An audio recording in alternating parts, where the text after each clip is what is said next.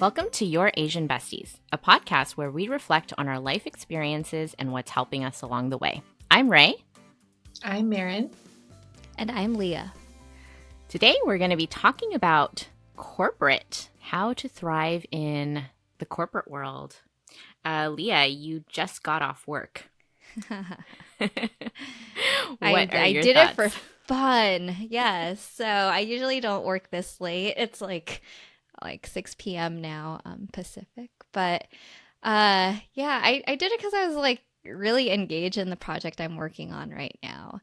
And we'll get into it deeper, but I think that's like one of the signals of how to thrive, how to survive in corporate is that, you genuinely enjoy what you're doing. And I don't have the book right now, but there's this really cool book called Impact Players, part like work assigned and also super interesting because it talks about how individual contributors can succeed in the workplace, and a lot is focused on leaders. But it's really interesting to hear like the unwritten rules or, what is someone doing that makes them stand out. And it's not what you'd expect, right? It's not just someone who does what they're told, right? As Asian Americans, we grew up with that. But it's a lot of kind of knowing what's needed, right? It's being able to break out of the role that's on your job description and kind of doing things collaboratively, but really understanding the bigger picture. So I thought it was super interesting, and now I keep thinking back to it, especially with this conversation, what does that mean for us, and how do we unlearn all the things we assume that you're supposed to do, right, when you're a professional? Yeah. So what you just said reminded me a lot of things. And, that's kind of something that I'm learning on Homeroom, my other podcast. It's about this idea of agency, right? Transforming or transferring the responsibility of, the business or the work or whatever it is from the top to the actual people who are working to make that difference in the organization or whatever it is. And so, yeah, that idea of self-agency, of leadership, I think that that's so important. And I recently read a book that I cannot stop talking about. It's called Red Helicopter by James Rhee. And he talks a lot about self-agency in that book. And he talks about how he transformed, a company that was facing liquidation into high profit, high success by using kindness and math as sort of the philosophy and also the framework of how to achieve that. And in that book, he talks about what the corporate norm is. And it's all about profit, which comes at the cost of everything human. So, I know you and Marin, both of you have a lot of experience working in corporate environments. So I'd love to hear about, how has that felt true to you, or how is that maybe incomplete? Yeah, I have a visceral response to the word corporate. I feel like we need that sound effect that's like dun dun dun. Corporate. I don't think anybody lights up at that word corporate. You have that image. What was that movie back in the day? Office Space? Oh, yeah. Is that what it was called? Yeah. Where he throws the computer out and starts hitting it with the bat. I remember. Yeah, but to, I guess, reflect on some of the things you said, Ray, and Leah, about how in school and being an Asian woman, that obedience in school, it kind of works to your favor if you follow the directions and you are a quiet, obedient kid. You are pretty successful in the academic space, but it's almost the polar opposite once you get into the corporate and working world.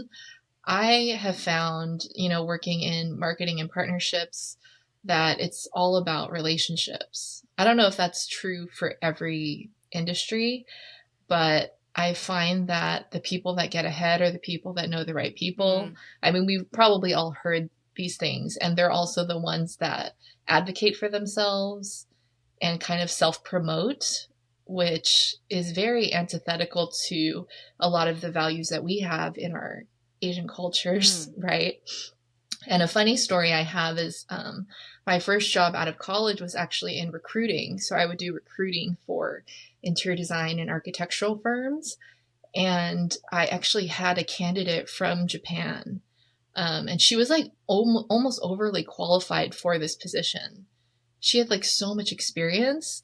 And so we usually try to coach them, but when we brought her in, because she was a really attractive candidate, and then we brought her into the client, and she was kind of going by the Japanese cultural way, Oh which no. is to be very almost to, like, modest to the point of being self-deprecating. So when they were asking her, "Oh, are you comfortable managing people?" She's like, "Oh, no, no, no, no, no." Where in No. Japan, it's probably because it's seen so, you're not supposed to promote yourself in that way.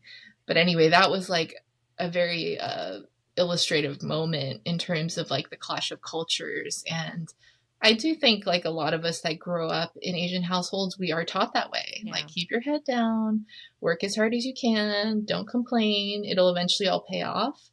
But there is, it doesn't necessarily work that way, in America. So I think just on a whole, that's what I would say.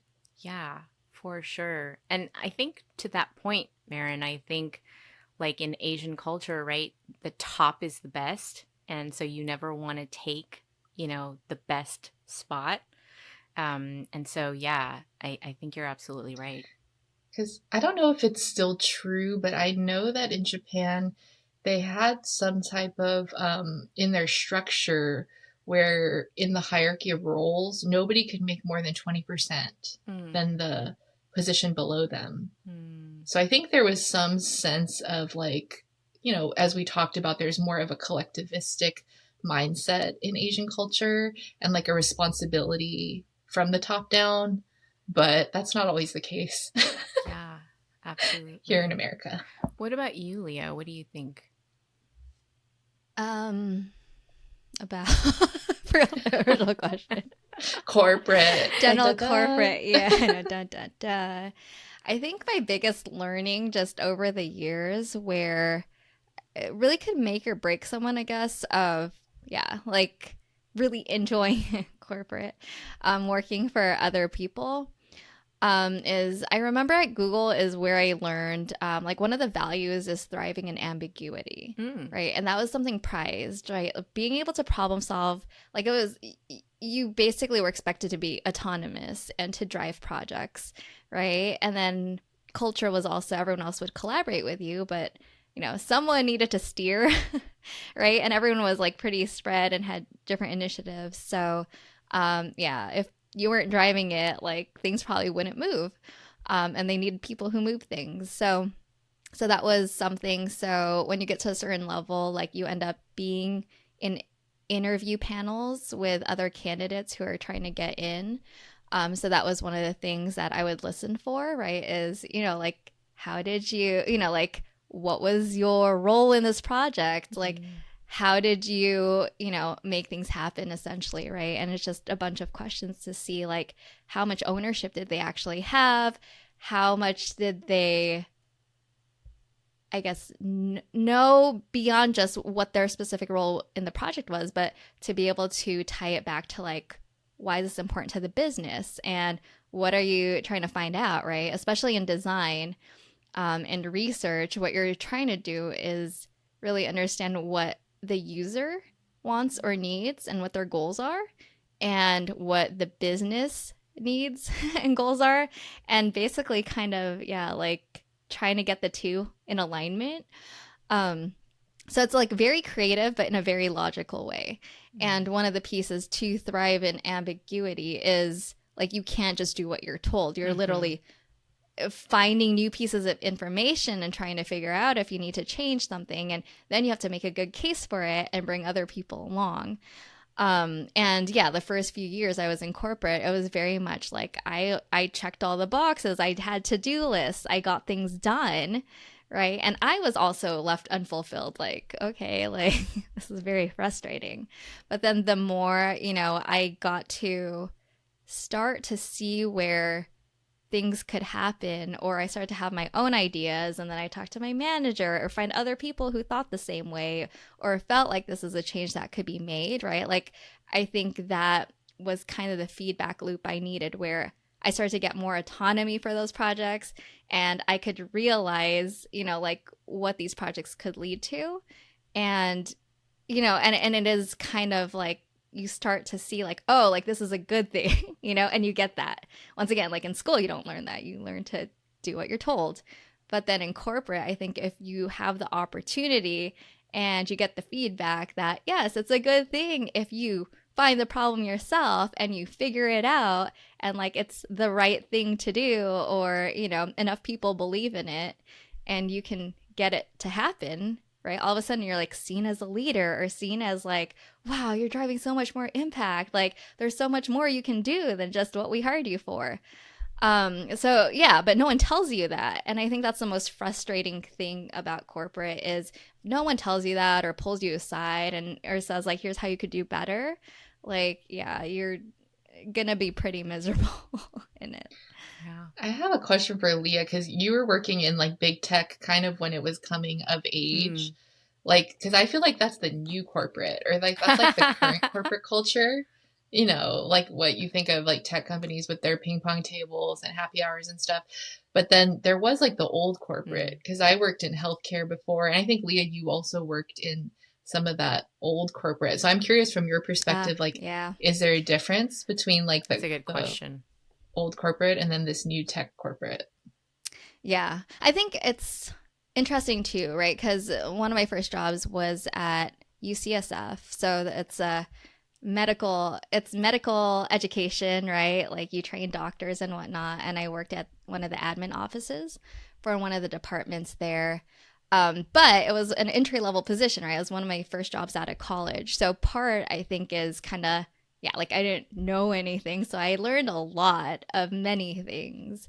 Like I dabbled in, marketing communications, like event planning, in like, ledger reconciliation, like everything.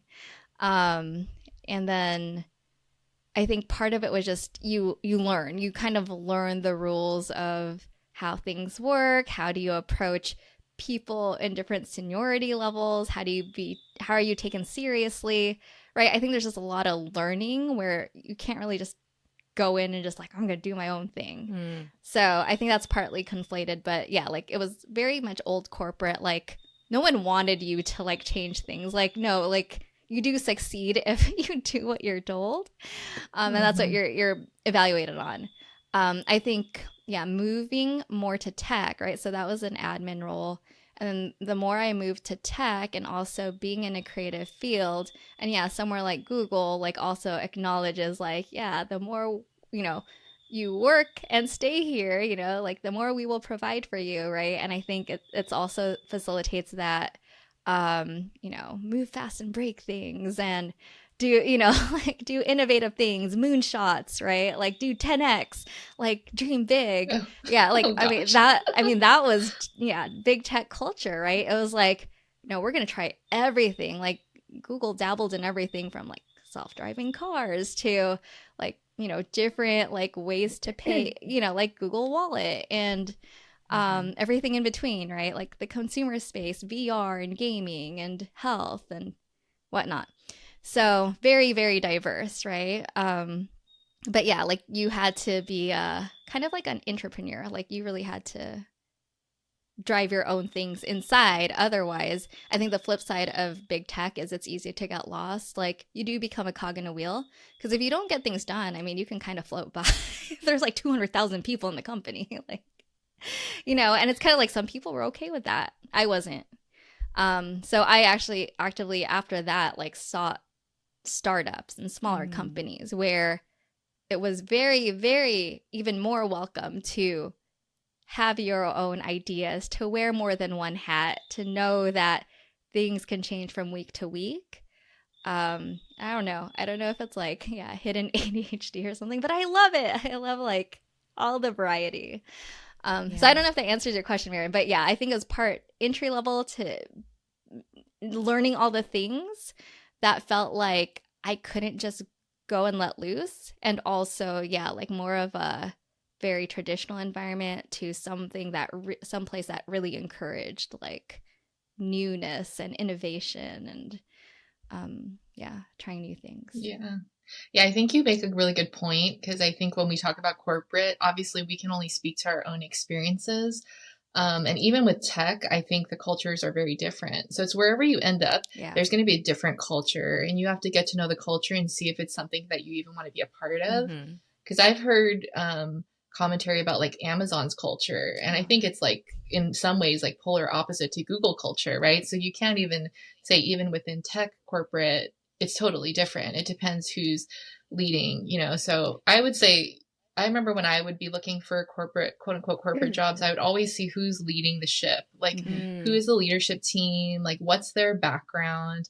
You know, you can call, like on LinkedIn, I would connect with people that work there who might have a similar position to what I'm looking for and just ask them, hey, can I talk to you for 15, 20 minutes? You know, just get to know on that level. And I, like Leah, also started gravitating more towards like smaller mid-sized companies because I felt like you could have more of an impact and get things done way quicker. Because sometimes when you're in these big corporations, it's just like there's so much red tape and bureaucracy that you start to feel like you're not really making a difference. Yeah.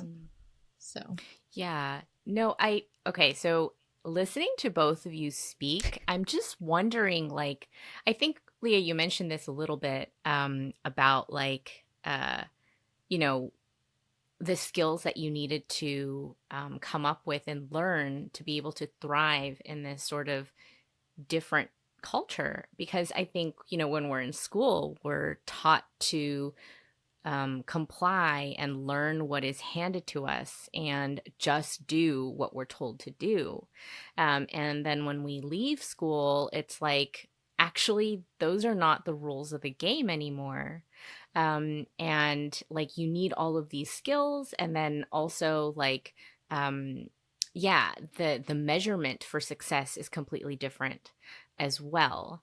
And so I'm just wondering, for both of you, like, looking at where you have come now to like all the skills that you were able to learn and, like, learn how to wear all these different hats and, be very smart about like what questions to ask and like be, like you said, an entrepreneur, right? Like succeed by like over delivering on what, I don't know, maybe the confines of like maybe what you're expected to do in your job description.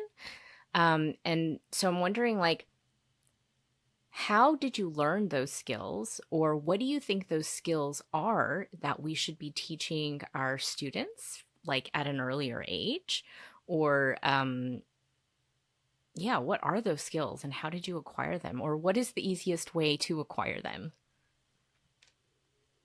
I do want to chime in. Lee, you can answer first, but based on what you were saying, Ray, I think there's some statistic that the majority of executives and CEOs were like C students that didn't graduate from a prestigious university. That's hilarious. So, I mean, that's the number one thing is like the incentives are kind of backwards because I think some of the brightest people don't necessarily perform well in school because they get bored, you know. If they don't have our Asian culture to be like, just be obedient, you know, and do whatever, get straight A's. Like sometimes the most, like dynamic kids are not the students that are getting straight A's. So I just wanted to throw that out there. Oh, that's a good call out. I think one interesting, this is, I don't know how related this is, but I distinctly remember one of my second jobs out of college One time, my manager basically called out. I used to like speak with a what's it called? Like with Upspeak? a question at the end. Yeah. Yeah, I used Question. to Raise upspeak your a voice. lot, like da. And she's like, no, like, why do you do that? Like, you need to make a statement. It's not a question, right? And be more confident. At first, I took it so personally. I was like, why is she making fun of me? And that's the way I talk. But after like reflecting on it, I think that's one of the most invaluable things, right? If you have someone looking out for you, because that plus I engaged in Toastmasters. Mm-hmm. I ended up getting my competent communicator, 10 speech award. And then I ended up co-founding a Toastmasters at another company I joined later on. Like I got really involved in it. And part of that was from that comment because I realized like how important it is to convey confidence, right? Because I was getting really frustrated. People, like, I'd answer the phone and, like, yeah, people would think, like, I'm a kid or everything like that, right? Or, they wouldn't kind of see me the way I saw myself, right? Like, I'm fully competent. Like, I know exactly what you're asking for. I can deliver it with, like, little to no, like, revisions, whatever, right? But I think part of it was how do you convey that to other people, right? So, Marion, this ties to what you're alluding to is I think the more confidence you have to speak in front of a group of people or to organize your thoughts and to even speak, impromptu, right? When someone poses a question, right? And you have not prepared something, how do you go about saying that? I think that builds the confidence where it does become easier to kind of toot your own horn, but like in a good way, because a lot of these speeches and a lot of the topics you talk about are about yourself, right? And it starts to become a little bit more natural that, like, no, these are facts. Like, these are the things I've done, right? I'm not doing it to put down other people, but these are my accomplishments. So I think that's one thing, right? Is trying to reframe like just being able to sell yourself, especially to a new boss or a new team you join, to express, no, I've done this before, or this is something I'm interested in, or this is what I want to do next, and having that clear, like vision for yourself, right? So I think that's one big piece. And then the other one is collaboration. Like, I think this comes naturally to us, but if you dial it up a level, it's not just saying yes to everyone who asks you something, but it's also express your ideas and see which parts of that other people on even different teams within your company resonate with. And then you get a lot further if you and them share the same idea that you can build on together, right? Or they're able to open your eyes to like a process or a system or something you had no idea about. And then all of a sudden you're like, so that's why they do the thing they do. Or that's why they're telling me, like this doesn't look right or this doesn't sound right. It's because we have this completely other thing in customer success where they're telling customers this. And you're like, oh, that makes so much more sense, right? So I think you also have to really learn, to Marin's point, like the leadership that you work with and this culture you're going into, but also the inner workings of how your work ties to other teams and other people. And the more you can kind of paint that picture in your head, like you become so much stronger at what you do because you understand why you're doing it. And I think all of those no one tells you these things, right? Once again, you get hired for a very specific job description. You're told what to do. You're given projects. But if you can tap into that curiosity, like, why do I do this? Or what happens after I hand this off somewhere else? Or how does this project even get to me? Then it becomes easier for you to be invested in it.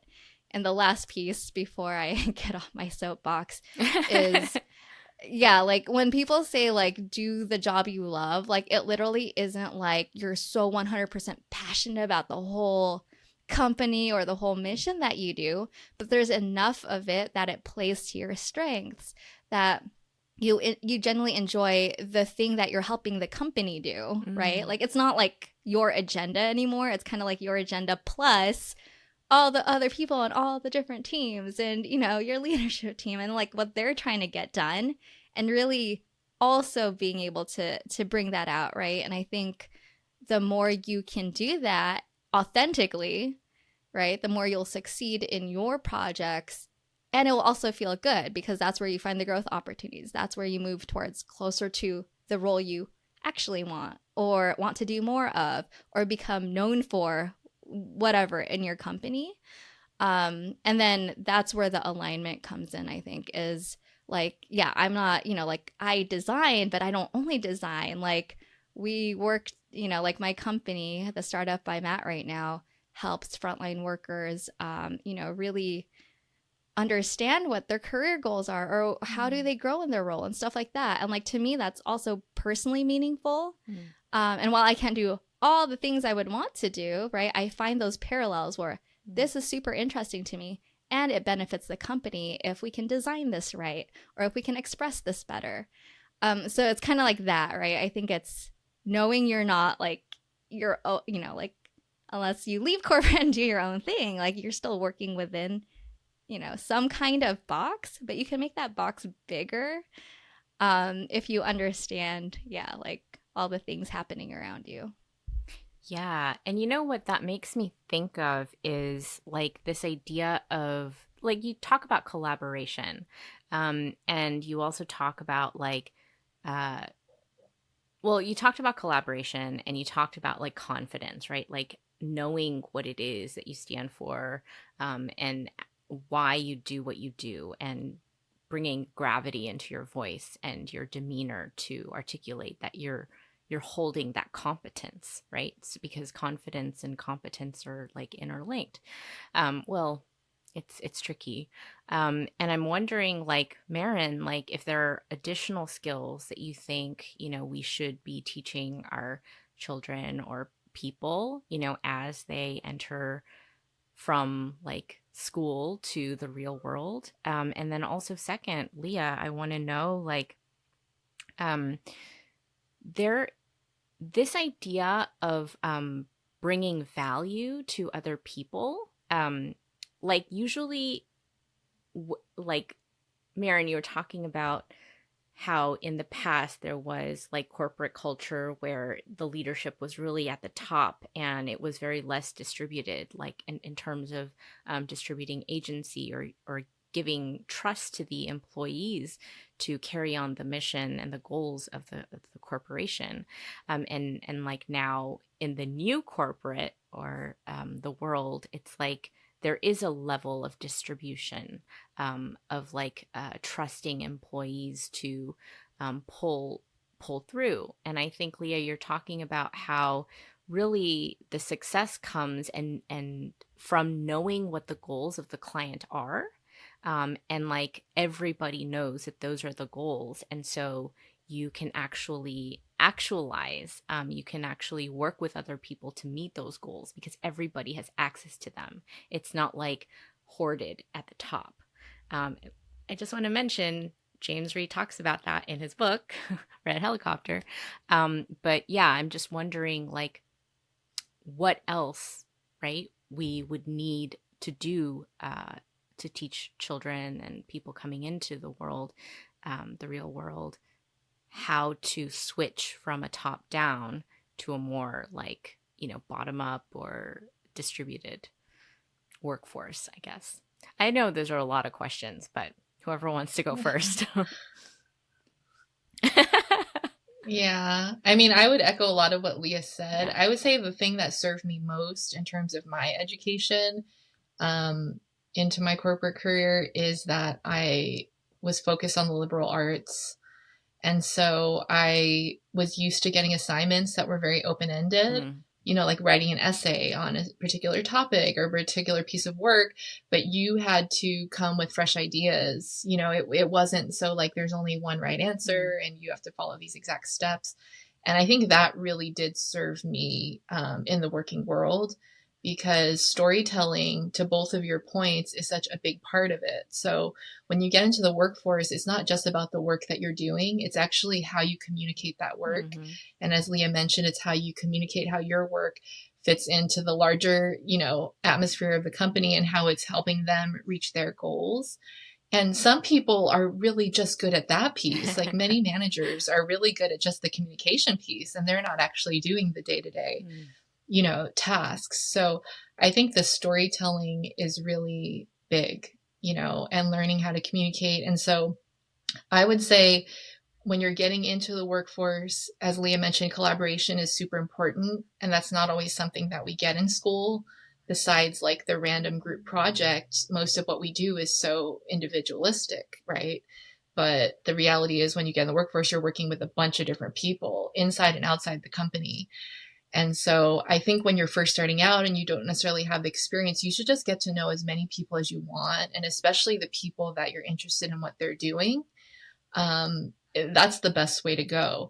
And then once you get that experience under your belt, then you need to start to learn, how do you become a storyteller? How do you start advocating yourself within the company, explaining what you do? And then the third thing I would say is, as you move through your careers, you really have to self advocate. And I think it's actually really good to be a little bit selfish, especially in a corporate environment, because as Leah mentioned, it's very easy to be a cog in a wheel and just get lost. And it's sometimes like a sink or swim type of environment. And so I gave this advice to one of my successors who I recruited to replace me at a company to take over my department. And she was nervous and she thought she couldn't do it. And I was like, listen, like, if you have an interest in social media, in copywriting, or whatever it is, take this role and use it and get that experience and use it to start building the career that you want to build. And so I would just always keep that in mind, is, obviously with the storytelling aspect, you have to connect your individual goals with the company's goals. But if there's things that you're interested in, to Leah's point, like there's a project or they're hosting a new conference for the first time, and that's an area you want to grow in, like volunteer and get to know those people. And then by using that storytelling ability, you can really start to just push yourself in the direction that you want to go within the company. It's really crucial, I think, in terms of not burning out, in terms of being happy long term, because otherwise you just get stuck somewhere you might not want to be, Yeah. All speaking from experience, by the way. That's what I did. I want to reiterate, this was, I don't think we mentioned this at the beginning, but this was like a fan question, right? So I think, like a lot of, the advice we're giving are from our experiences, are for anyone who's, really, I guess, second guessing themselves in a corporate environment, thinking about doing it for the first time, or just feeling stuck in your role. Like, hopefully this kind of unblocks you on, what we found to work. And then Maren, I can share a follow-up story. Like, I was in marketing communications for a bit, and I knew it wasn't what I wanted. And after a year or two of exploration, I took night classes at the local city college for graphic design, web design, and whatnot. I started to let my manager know, like, hey, can I take over, designing our newsletter? Or, we're redesigning the website. Like, can I try out, this program? And, usually like, yes, right, is the answer, because we just don't have enough people. But, like, because I kind of knew the direction I wanted to move in, I was able to get work experience for that, even if it started to go outside of my role. So like, and part of it is telling the story, right? Ultimately, this is what I want to get to. I've started to learn these skills. Like, how can I make myself more useful here? How can I apply that? And once again, like, it serves both you in your current role, you're helping your current team, and it will serve you well in whatever future vision you have for yourself. And I think, like, that's such a great way to think of even your current role as a playground, or the place where you can start to apply the things you're learning wherever, on YouTube, or some class or conference, or just something you're curious about, because chances are, like, like, someone's willing to give you like a very simple or easy project because no one else is doing it. And once again, you're starting to identify that gap. How can you better help the people around you? And also, it's something you're genuinely interested in. So I think that's like one of those like ikigai sweet spots, right? Yeah. Like what you can get paid for, what you're good at. So I think it's super interesting. Yeah, Yeah. it's a great You skill. know, so so I'm kind of like synthesizing all that you're sharing. And, I worked mostly in educational institutions throughout, my entire life, whether they're, public schools or private schools or universities or grad, whatever they are. Um, And so it's slightly different, I think, because the impact is a little bit different, and the purpose is a little bit different, and who you're working with is different, right? Because when you're spending most of your time working to help your students, you spend less time actually working with your coworkers. And like, yeah, it's the structure is really different. But something that I learned that might like parallel is, I want to echo what you're saying, Leah, about like playing. I mean, not like joy playing, but Yeah. playing like lab playing, like Yes. experimentation. I think that does kind of come with confidence and the competence that you develop over time. Because I remember when I first got into teaching, I was like, what am I doing? I had no like common language. I didn't understand what success in the classroom was supposed to look like. I was just going by whatever I was taught to do. But the landscape was different. The needs of my students were so different. It was really challenging. Um, but as I started to play and start implementing all of the different things that I was learning, and like gleaning from my coworkers and colleagues, I started to experiment. Like, what if I tried this? What if I tried that? What if, I do this thing that nobody tells me to like not to do? What if I try that?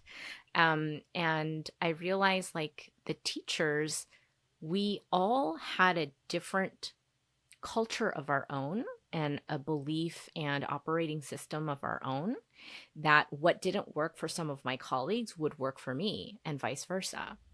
And eventually, like, whether it was a specific department or like a program where we all kind of worked towards, graduating these students, um, they all benefited differently from all of the teachers that they had.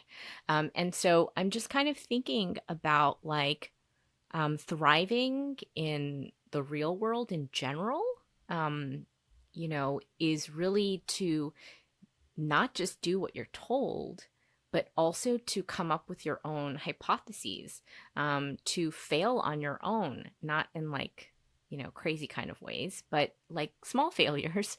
Well, big failures too, depending on your safety net. But, it's really from those failures that you learn how to develop the competence you need for the next step. And so I'm kind of curious for you guys, um, when we're thinking about corporate or surviving in the real world and thriving in it, um, and going back to like that top down and the bottom up and the distributed like responsibility, I am wondering for you, um, what do you think? What do you think you would do differently to either change how corporations are run, or how they should give back to the community at large, um, or what you do if you were to start your own company? You want to start, No, Leah? I was gonna say, do you? You're Is like, that a no. big question? I I'm mean, sorry. That's I have okay. one like specific thing that I would like that maybe is more of a norm now, I'm not sure, but to have is it a 180 interview? Basically like so that you're able to give feedback all around, right? So like not 360. only is your 360, that's what I was like, is that yeah, I guess. Yeah, 360. Like because in some, cultures, like that's not the case where you can't really give feedback to your higher ups, or you can, but it would come at a cost, Mm. right? So I think having more of a culture of more open communication all around would help, I think would help people feel better in their jobs, because I think there's some statistic that the majority of people that end up quitting their jobs, it's because of a manager or it's because of someone that, is a dysfunctional leader in the company. And, some companies are totally driven to the ground by toxic leadership.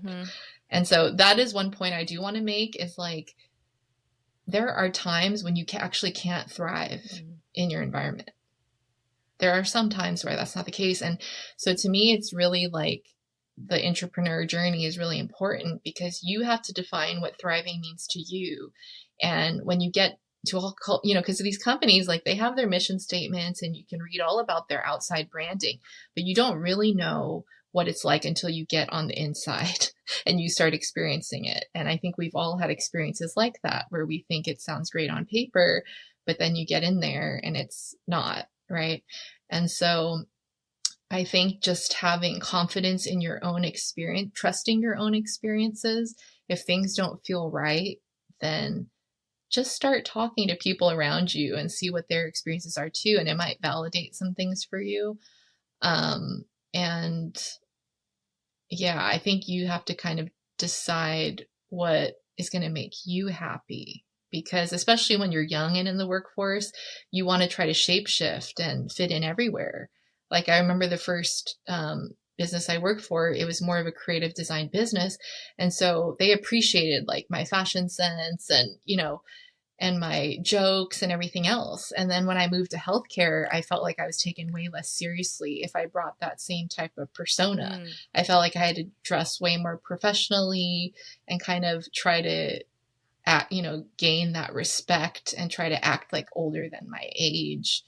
Right. And so there is a point where you end up just trying to be a people pleaser. You're just trying to shape shift into what the company wants from you, but it's actually not moving you towards your goals.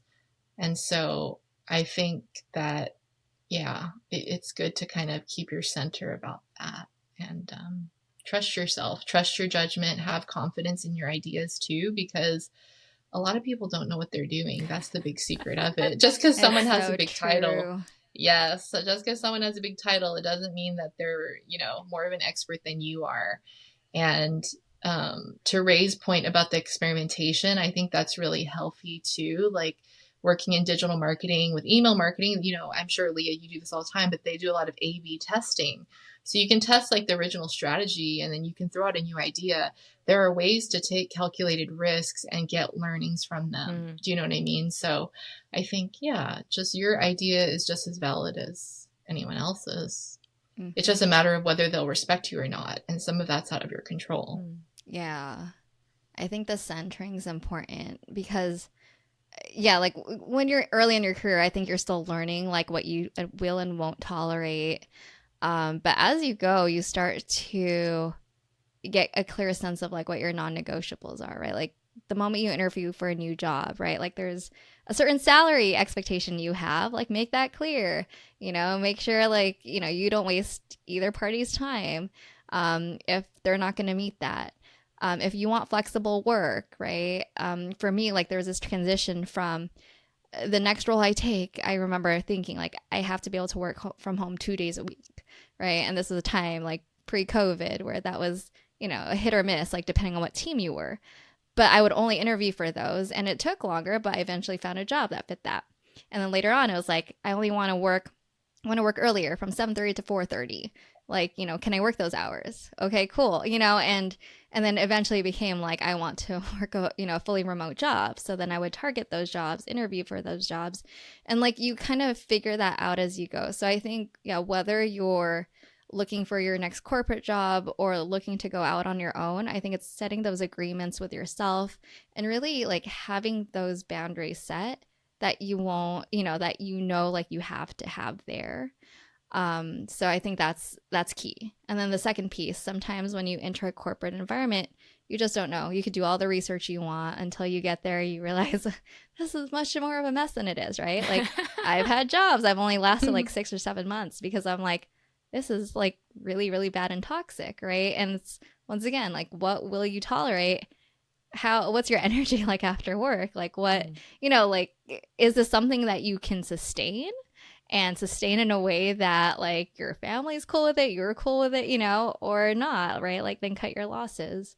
So I think it's those pieces, right? And I think once you get those things out of the way, then yeah, I think it's everything else. Like, is this company ethical? Like, can I, move forward with the agenda they have? Like, Mm. can I find things where I'm thriving and, the company is supporting me in the direction I want to go in? Can I feel psychologically safe? Can I feel, Mm. all those things, right? Like, do I, like, can I get along with enough of my coworkers, to make things happen? Do I have a good working relationship with my manager?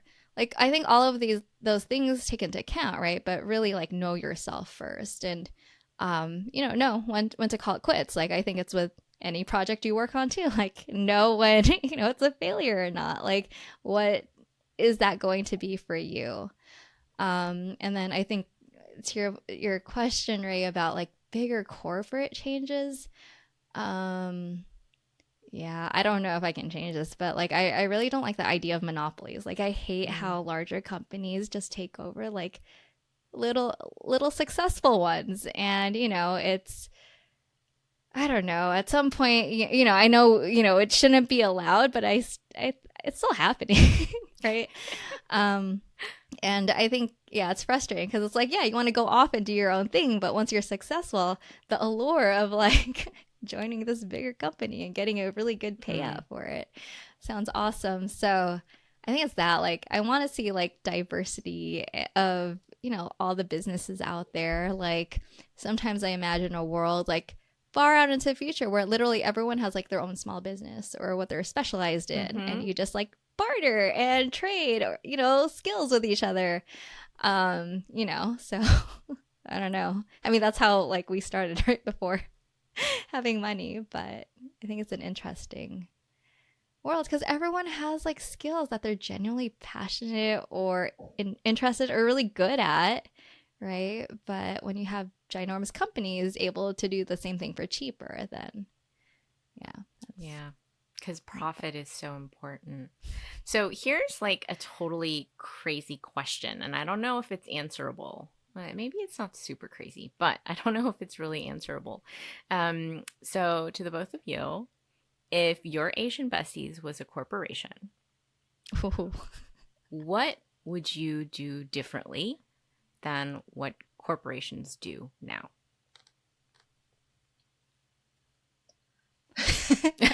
Wow, I feel like I'm being put on the spot.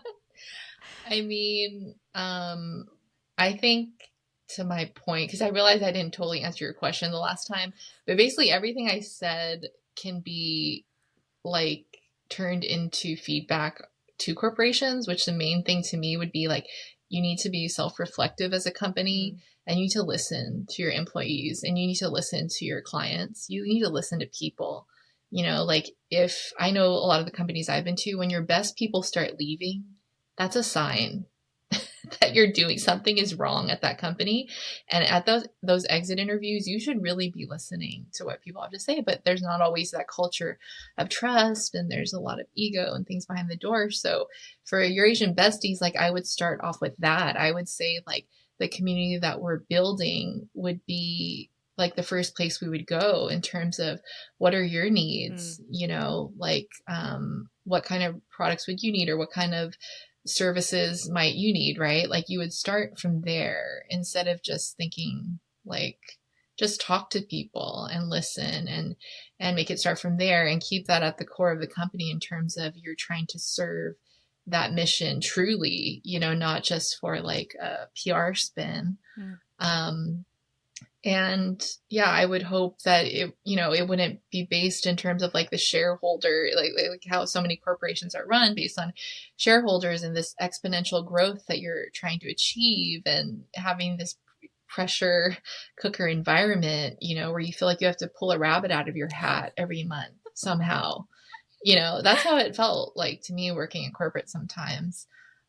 So I think like slow, sustainable growth, but being very mission centered, and to really let the community kind of help drive the decisions. Like I've seen a lot of small businesses and artists, like artists that have small businesses, they have Patreon, and I think they like test drive many of their product ideas with this core group of like their fans first. And I think that's such a good model for any business, is like the people that are really invested in you, like let them be your, in terms of your brainstorming and everything for the company. So Yeah. What about you, Leah? Yeah, I would say +1 with what Marin said.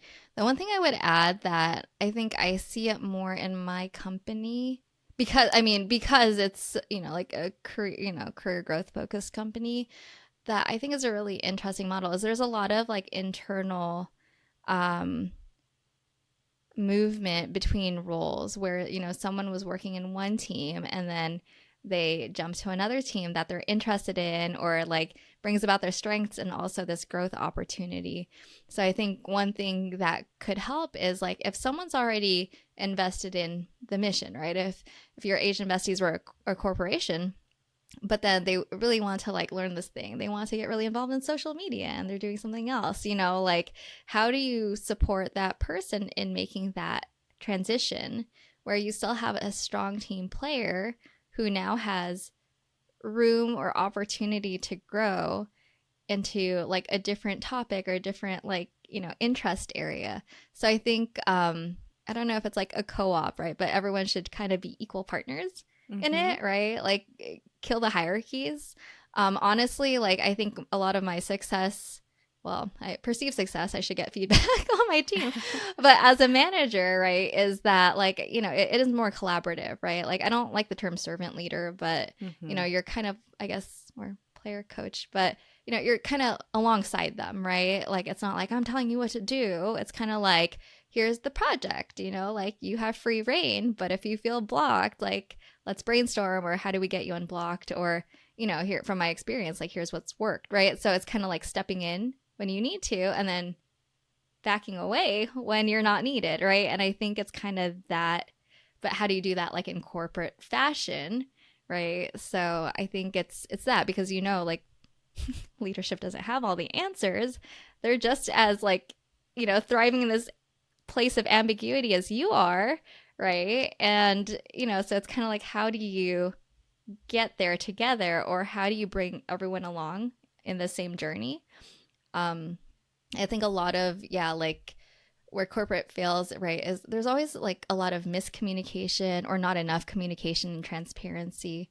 So I think, the more equal everyone feels invested, the more people know why we're doing the thing we're doing and why did we change our minds, like, or what did we learn now? All of that, right, just needs to feel more fluid and like make sense to everyone. Like how do you all like share kind of the same like brain almost. I don't know, but I think that's kind of what I would fix. Yeah. Yeah. I think. Yeah, it reminds me of symbiosis. Isn't that the term? Where it's like both are benefiting. Yes. That's what I was thinking. Because I'm like, corporations are so parasitic. Yes, that. So, So what's the opposite? What's the opposite? Yeah, like finding those relationships and not being beholden also to other corporations, right? Because many small businesses, they thrive on sponsorships from big corporations. And then those corporations may not align with the same values. So it's super important, like from that perspective, to make sure like whoever you're connecting with and partnering with, that they're aligned with the values. But Ray, what's your answer? I know, I'm curious. Well, I'm trying to like think of all the things and I can't really think of the words, but what immediately comes to mind is this idea of capitalizing on collaboration. I am very energized by teamwork, by being jointly committed to a value or an issue or some kind of impact. That's just what makes me all happy and gooey and fuzzy.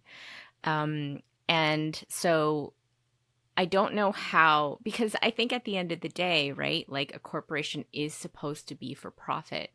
But my question is, how do we redefine what profit means when it's about the people, and it's about the strength of the collaboration, and it's about connecting. It's about social connection and community building. And so I probably can't really pull from corporate language, maybe, because also, that's not really my experience. But how do we capitalize on collaboration? And so that would be... Isn't there something called an S Corp? I don't know the ins and outs Oh, of what it is. Oh, or a B Corp, which is B Corp. based on an S Corp. Yeah, I there think. are some. Or Yeah, there are some different varieties of corporation, like categories that I think have more social responsibility aspect to them. yeah. I don't know all the details, but I think they do exist. Maybe different models. Yeah, like I'm thinking of like Warby Parker or like Tom's, right? Exactly. Yeah. And then also I think Leah, you were talking about like and what it made me think of is like holacracy, right? Like at Zappos, right? With Tony C. And like I think I keep referring to the like Red Helicopter book because I just recently We'll read put it. in the resources. I know you guys are tired of me talking about it. I need to read it. Yes, please do. But he kind of talks about cross-functionality, right? And giving everybody like the same access to the data so that they make informed decisions, right? So nobody's like gatekeeping this information. So yeah.